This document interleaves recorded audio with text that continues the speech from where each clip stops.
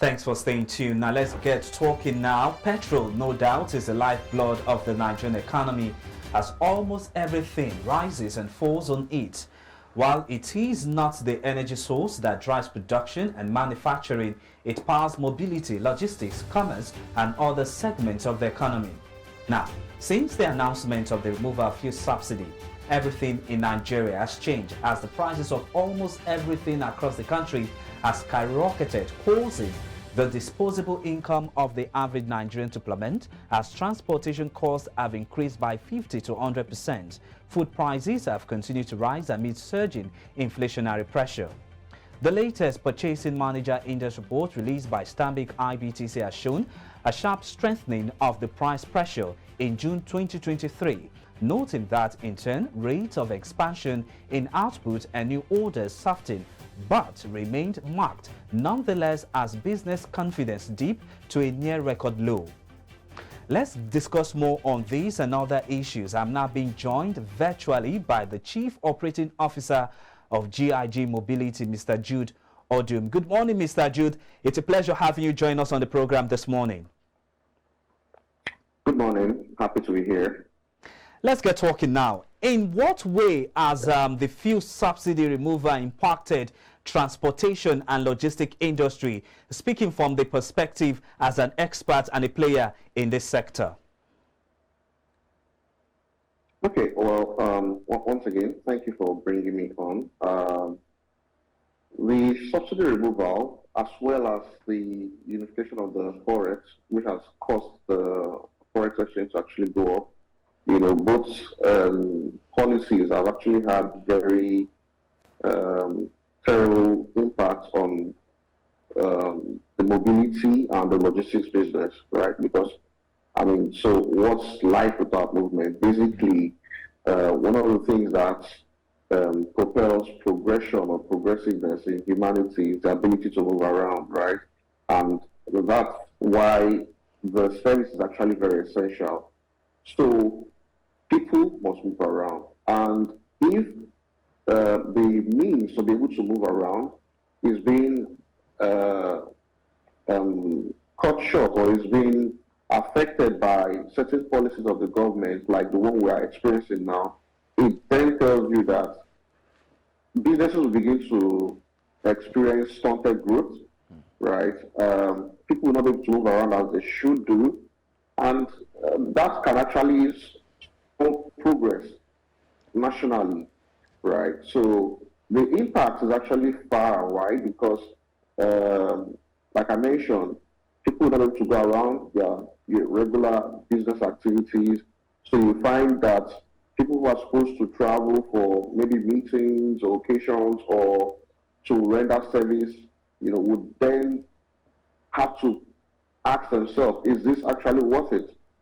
So in that case, you don't have people moving around as they used to. Like currently, as we speak, right now in the mobility sector, we find that patronage has dropped about 20-30%, since the removal of subsidy, and that's affecting both the industry and the country at large. I already explained how it will affect the country, because if people are not able to move around, right, progress will be stalled somewhat. So you can say that it has been catastrophic. The impact of the subsidy removal. You can imagine buying petrol for over 600 naira today, something that we used to buy for 175 thereabouts.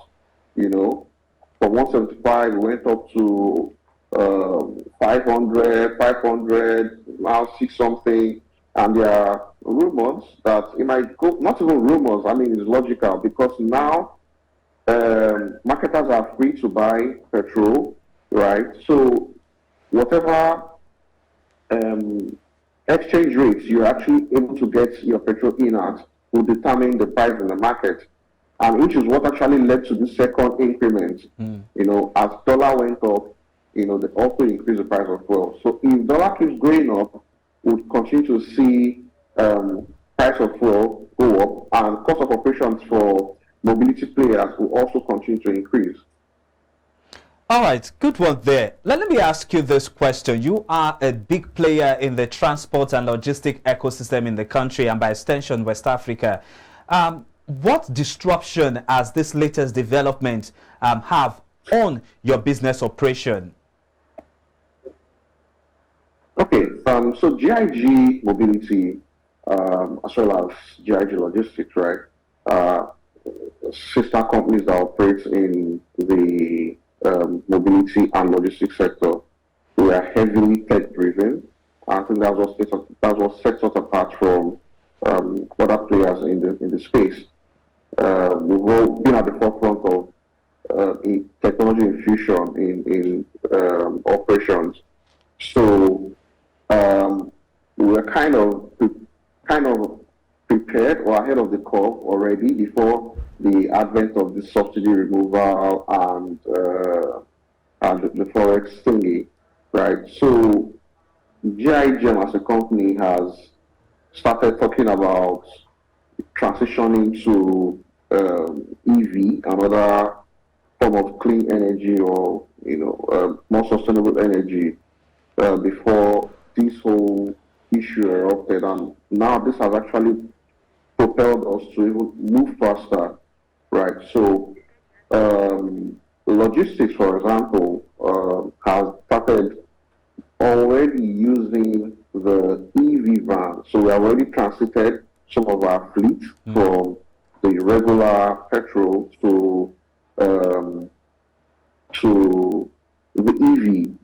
And I mean, if you probably are fortunate to get a glimpse, some of our buses fly the road, and you confirm what I'm saying. So that has actually reduced costs somewhat. But this is actually capital intensive, so it takes time to phase out all your vehicles and ensure that you bring all of them on the EV side. But we started this journey already. So for mobility, in a couple months or sometime soon, let me not let the cat out of the bag yet, we hope to launch our electric vehicle or our electric fleet, right, for intercity travel, right? And I think that's going to be the next big thing. In the conference we had a conference last year, mobility conference, where we spoke extensively about our plans, for disruption. We were talking about EV, and thankfully that plan is beginning to come to fruition.